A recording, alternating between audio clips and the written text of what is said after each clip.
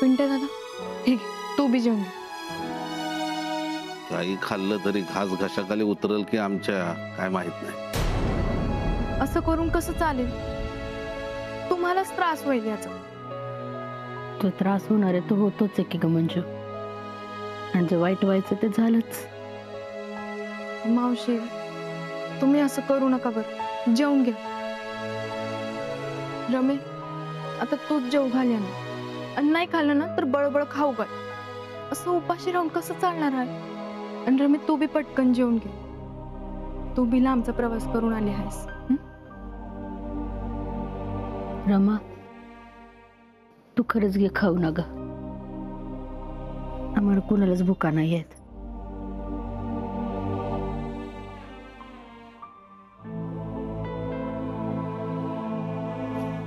ते काही नाही. मामी मामा खाऊन घ्या चला बरं पटापटा 2-2 घास. मग खरंच नकोय अगं. आम्ही अगं असं काय करतेस? तूच म्हणतेस ना किती बी रुसलेली असो, किती बी चिडलेली असो, किती बी उदास असो, पण जेवणावर कधी बी राग काढायचा नाही म्हणून. उलट किती उदास असो ना तितकं जास्त खायचं. मग चल थोडस खाऊन घे. तू ऐकणारच नाहीस ना आमचं. वय करते मी हट्टीपणा असंच समज आता. पण तुम्ही बी ध्यानात ठेवा जर तुम्ही खाल्लं नाही ना तर मी आम्ही खाणार नाही. मग आता ठरवा काय करायचं ते.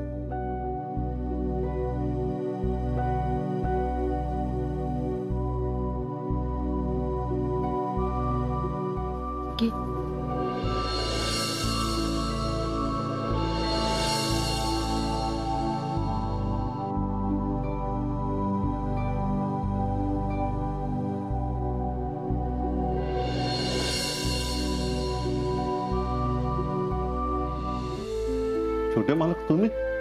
नाही ठीक आहे बस.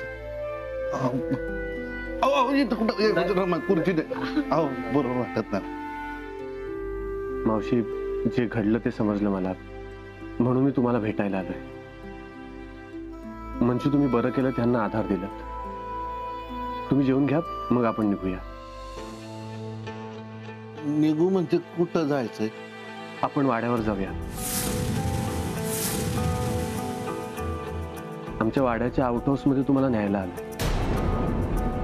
तुमच्या घरचं सगळं नीट नाही होत आणि नवीन घर उभं नाही राहत तोपर्यंत तुम्ही तिथेच राहा. आणि हो थोडे पैसे असू द्या. छोटे मालक आम्ही गरीब होतो पण आता तर काहीच राहिलं नाही आमच्याकडे. पण लाचार नाही होत आम्ही. तुमची मदत नको आम्हाला. म्हणजे तुमची मदत घेणं तत्वातच बसत नाही आमच्या.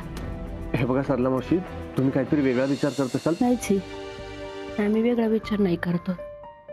आम्हाला माहिती चांगल्या मनानेच मी इथं मदत करायला आलात आम्हाला. पण तुमच्याकडनं मदत नकोय आम्हाला. तुम्ही इथं मदत करायला आलात त्याच्याबद्दल आभारी आहोत आम्ही तुमचे. पण जोपर्यंत आमची दुसरीकडं कुठं सोय होत नाही तोपर्यंत मंजूकडेच राहणार आहोत आम्ही. तुम्ही इथं आलात त्यासाठी आभारी व्हायचे आम्ही. छोटे मालक अहो तुम्ही पहिल्यांदाच आलात माझ्या घरी. तुम्हाला काही देऊ का? थांब. नाही नको राहू द्या. रमा तुम्ही तरी मावशींना समजवा ना. छोटे मालक खरंच नकोय.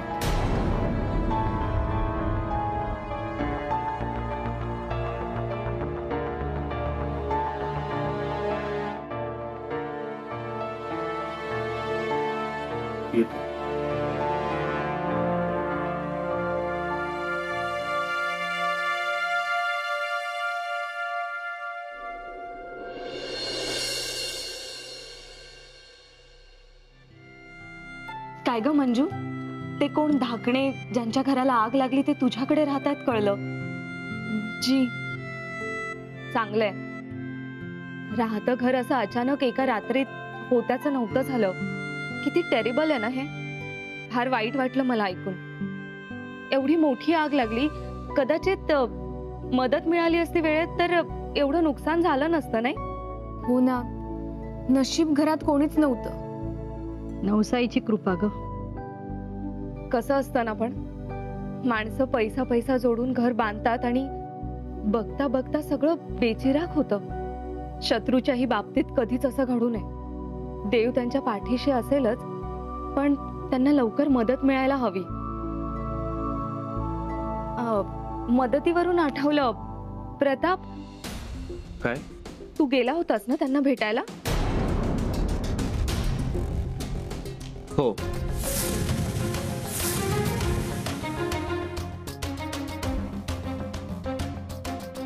फार टेन्शन मध्ये असतील ना रे ते. अर्थातच. त्यांच्या ठिकाणी दुसरं कोणी असतं ना तर मोडून पडले असते. खूप धीराची माणसं आहेत ती. बाय द वे, मी त्यांना भेटायला गेलो होतो हे तुम्हाला कसं कळलं? अरे मी फक्त आपला अंदाज बांधला, बाकी काही नाही. तू त्या फॅमिलीच्या इतक्या जवळ होता, तर मला वाटलं भेटायला गेला असशीलच. मदत घेतली का त्यांनी? काही माणसं खूप स्वाभिमानी असतात. कितीही संकट आली, लाचार होण्याची वेळ जरी आली ना तरी स्वाभिमान सोडत नाहीत. मी त्यांना मदत देण्याचा प्रयत्न केला होता, पण त्यांनी तो नम्रपणे नाकारला. आपल्याला सुद्धा शिकायला पाहिजे त्यांच्याकडून. यात कमीपणासारखं काहीच नाही.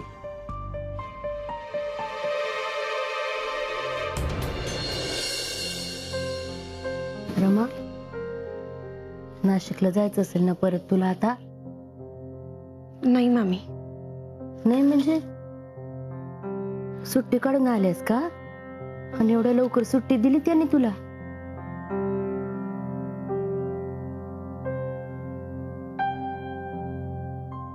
मामी अगं, मी परत नाही जाणार आहे. जाणार नाही म्हणजे?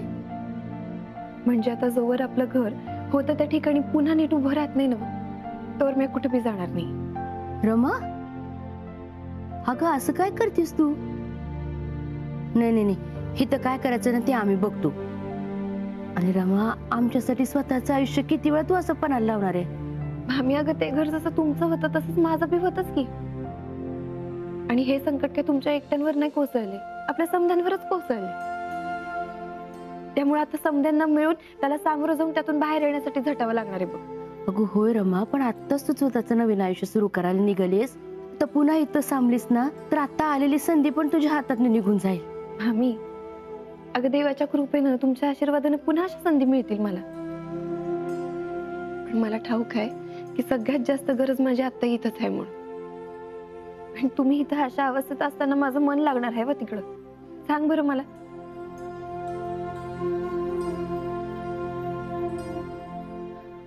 बरं मामी, मी काय म्हणतेय, माझं बँकेत एक खातं आहे बघ, आणि रोजगार केंद्राचा जो पुरस्कार मिळाला होता ना, त्या पुरस्कारात जे पैसे मिळाले होते ते बी मी सांभाळून ठेवले. समजे पैसे मिळून आपल्या आधीच्या घर एवढं मोठं नाही, बरं आपल्या समध्यांसाठी 4 भिंतींचं एक घर तर नक्कीच उभं करू शकेन बघ मी, जे आपल्या समध्यांचं घर असेल. एक एक वीट रचूयात आपण, पुन्हा आपलं अंगण फुलवूया, आपलं घर उभं करूयात आपण. तू नको काळजी करू. अगं पण रमा, आम्ही अगं या समध्या गोष्टी आहेत ग, पण एका गोष्टीचं मात्र लई वाईट वाटतंय मला. नाही म्हणजे बघ ना, पुन्हा तुमच्या आयुष्यात आहे आणि पुन्हा समजा वाईट घडायला लागलं का? आपलं तर घरच जळून गेलं. अगं खरंच अपशकुनी आहे का ग? रमा, अगं येडी आहेस काय तू? अगं हे सगळं घडलं ना तेव्हा तू इथं नव्हतीच, तिकडे लांब होतीस, दूर आमच्यापासनं. आणि रमा, खरं सांगू ना तर आता तू इथं आलेस ना त्यामुळे घर उभारायला उभारी आले बघ आम्हाला. तुला असं कुठलाही विचार मनात आणायचा नाही याच्या पुढं. बरं ठीक आहे. बरं आई, मी जरा बँकेत जाऊन येते बघ, पैशाचं काय करता येईल ते बघून येते. आणि तू अजिबात काय काळजी करू नको, समजा ठीक होईल. अजिबात चिंता करू नको.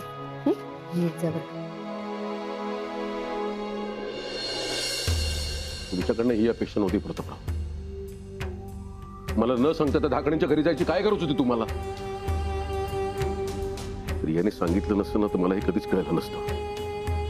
रावसाहेब, मला सांगा, रमाच्या कुटुंबाच्या जागी गावातलं दुसरं कुठलंही कुटुंब असतं तर आपण त्यांना मदत नसती केली का? गावात कोणाचंही वाईट झालं, कोणाला मदतीची गरज लागली, तर प्रत्येक जण आपल्याकडे आशेने बघत असतो आणि आपण हातावर हात ठेवून गप्प बसून राहायचं. आपण आपल्याला गावाचे पालन करते समजतो ना, आणि तिथे रमाचं कुटुंब आहे म्हणून आपण त्यांना मदत नाकारायची. रावसाहेब, फक्त त्यांना मदत केली की आपली जबाबदारी संपली असं नाही. हे का घडलं, कसं घडलं, कोणी केलं याचा शोध जर पोलीस घेत असतील तर त्यांना मदत सुद्धा केली पाहिजे, आणि मी मदत करणार आहे. रावसाहेब, तुम्हाला राग येईल पण या घातपाताच्या मागे तुमचा तर हात नाही ना? वेळ लागलाय का प्रतापराव तुम्हाला? काय बोलताय तुम्ही? कोणाशी बोलताय? बाप आहे मी तुमचा. बाहेर मी कितीही राजकारण खेळत असलो ना तरी गावातल्या लोकांचं आणि घरातल्या लोकांचं महत्व समजतं मला. मला जेव्हा अटक झाली, आपला वाडा सील केला गेला, तेव्हा सरलाने तिच्या कुटुंबाने किती मदत केली हे माहिती आहे मला. माझ्या बायको मुलांना तिने राहायला जागा दिली, स्वतःच्या घरी आसरा दिला, आणि मी तिच्याशी असं वागेन वाटलं तरी कसं तुम्हाला प्रतापराव?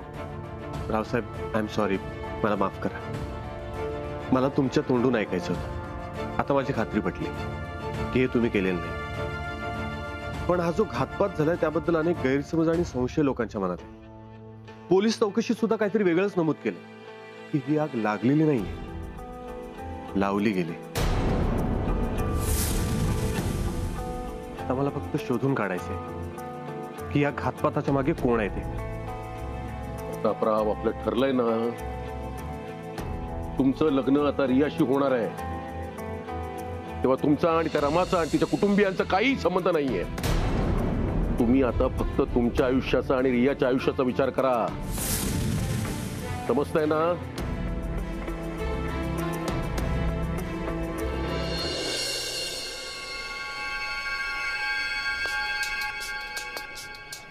अरे रमा, तू तू इथं कशी काय? मी आता ऐकलं होतं तू नाशिकला गेली आश्रमात. आश्रमातून पण तुला हाकलून दिलं वाटतं. ए काय ग, एवढा कसला तुला मास चढलाय?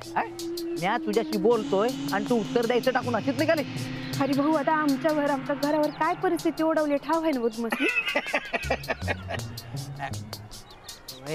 ऐकून लय वाईट वाटलं. त्यामुळे घरासाठी बँकेत पतपेढीत कुठे पैशाची सोय होते का त्याची चौकशी करायला जा.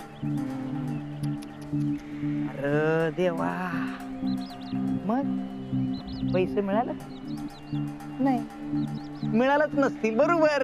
तू प्रयत्न करते म्हणल्यावरती पैसे कुठून मिळणार? बरोबर. ती गावातली लोक बोलतात ना तुझ्याबद्दल, ते अगदी बरोबर बोलतात बघ. काय बोलतात गावातली लोक माझ्याबद्दल? पनवती, तू पनवती हायस, अपशकुनी हायस असं लोक म्हणत्या. अगं तू जिथे जिथं जातीस ना त्या समद्यांची वाट लागती, वाट. आता तुझी जवळची माणसं तुझ्यापासून लांब गेली नाही. अगं तुझ्या घरात राहत होतीस त्या घराला बी आग लागली. छे छे छे छे, एवढी पनवती बाई म्हणजे अरा. अगं अजून किती लोकांची तू रांगोळी करणार? निघून जा इकडून, तोंड काळं कर रमे. छाणी असशील ना तर तू इथून निघून जा माझं. काय तू गेलीस ना तर तुझी मामी, मामा, भाऊ हे तरी व्यवस्थित राहतील. तवा आमच्या गावावर उपकार कर. हा, आणि इथून तोंड काळं कर. रमा वैरे.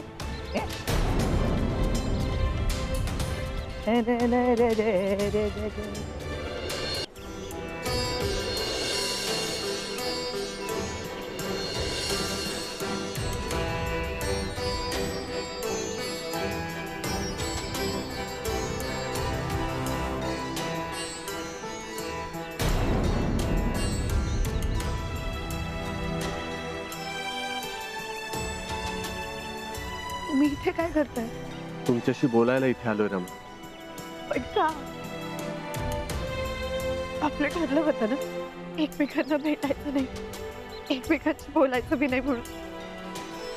मग रमा, तुमच्या जागी दुसरं कोणी असतं ना तरी मी हेच केलं असतं. मी माणुसकीच्या नात्याने तुम्हाला धीर द्यायला आलो. मला माहिती आहे अशा कठीण परिस्थितीमध्ये सुद्धा तुम्ही तुमच्या कुटुंबाच्या पाठीशी खंबीरपणे उभ्या आहात. त्यांचे डोळे पुसताय, पण तुमच्या पाठीशी कोणच उभं नाहीये रमा. तुम्ही तुमचं दुःख कोणापुढे मांडणार नाही. तुम्हाला जो काय त्रास होतोय तो कोणाला सांगणार नाही. आणि अशा ठिकाणी येऊन मन मोकळं करणार. पण जर तुमचे डोळे भरले तर ते कोण पुसणार रमा? तुमच्या मनात जे दुःख आहे ते व्यक्त करायला तुमच्याकडे दुसरं कोणीच नाहीये. हे असं इथे रडत बसू नका. त्यापेक्षा माझ्याशी मन मोकळेपणानं बोला. मन हलकं होईल. बोला रमा, मन मोकळेपणाने बोला. बोला रमा, मन मोकळं करा. हो काय बोलू छोटे मालक, काही चांगलं सांगण्यासाठी विचार करावा तर थोडं काय बी दिसत नाहीये. काय काय विचार केला होता, काय काय स्वप्न पाहिली होती, पण तसं काहीच घडत नाही. काहीच चांगलं घडत नाहीये. शेवटचा गाव असा मिळाला की जमतच होत्याचा नव्हतं होऊन बसले. काहीच उरलं नाहीये. आता कसं वागावं, काय करावं काहीच कळत नाहीये. भाभीला बघू की बाबाला सांभाळू की कोणाला आधार देऊ, काय काहीच कळत नाहीये. अजून तर घर बी बांधायचे, पण असं नाही विचार केला ना डोकं सुद्धा व्हायला होतं माझं. काय करायचं आणि कसं का होतंय असं स्वप्न माझ्याच बाबतीत का होतंय?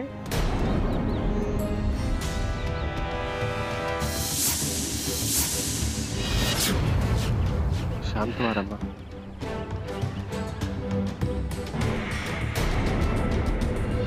इन्स्पेक्टर भोसले, धाकडेच्या घराला आग लागली होती. अहो नुसतं हो हो काय करताय? तुम्ही तपास नाही केलेला आहे अजून. माहितीये तुम्हाला त्या धाकडेच्या मुलाने माझ्या घरी येऊन माझ्यावर नको नको ते आरोप केले. धाकडेच्या घराला आग कोणी लावली, हा नालायकपणा कोणी केला हे मला लवकरात लवकर कळलं पाहिजे. नाहीतर मी लक्ष घालीन या प्रकरणात, लक्षात ठेवा.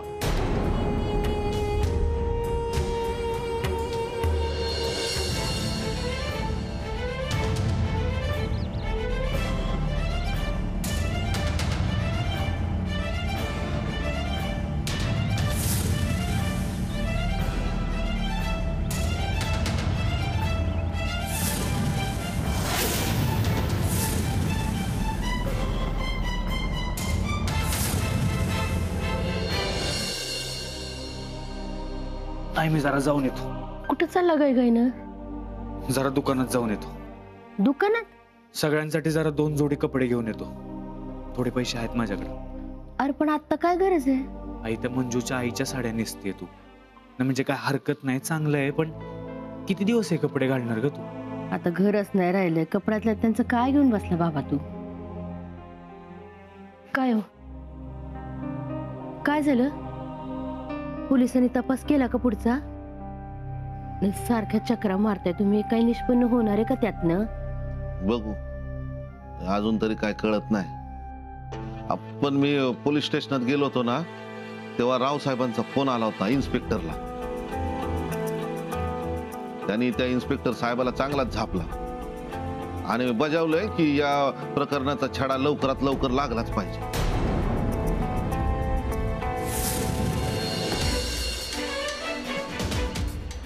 थँक गॉड प्रताप, एक गोष्ट बरं झाली की रमाला आधार द्यायला तू इथे आहेस.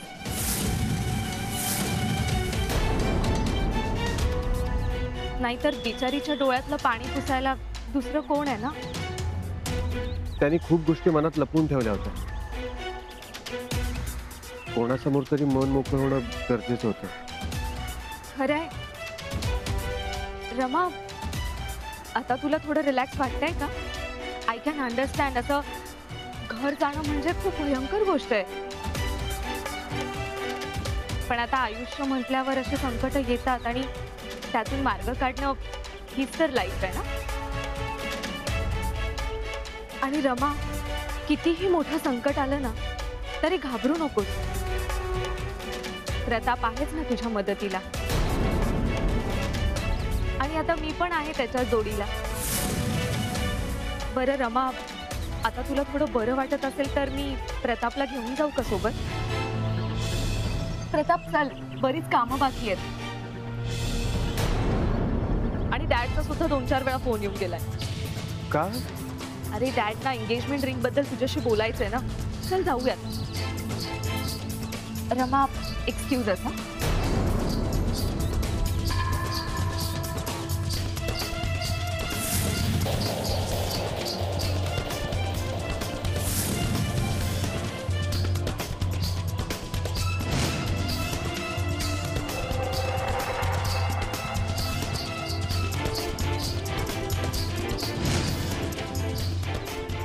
ही नक्की तीच रिया आहे ना ग, जिला मी समोर सोबत बघितलं होतं. किती मुखवटे पांघरून वागते ही. खरं म्हणजे मला तर असं वाटतंय की हिच्याबद्दल समजा काही छोट्या मालकांना आत्ताच सांगून टाकावं.